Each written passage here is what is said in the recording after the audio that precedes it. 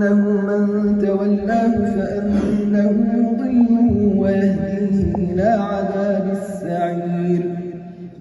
يا أيها الناس إن كنتم في ريب من البعث فإنا خلقناكم من تراب ثم من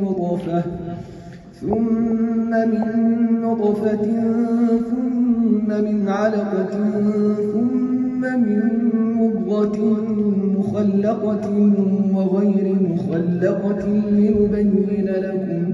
ونقر في الأرحام ما نشاء إلى أجل مسمى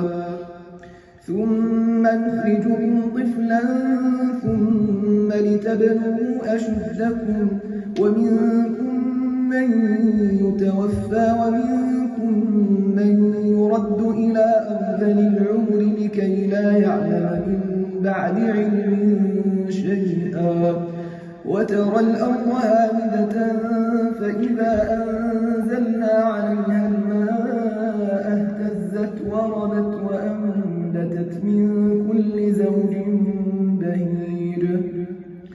ذلك بأن الله هو الحق وأنه يحيي الموتى وأنه على كل شيء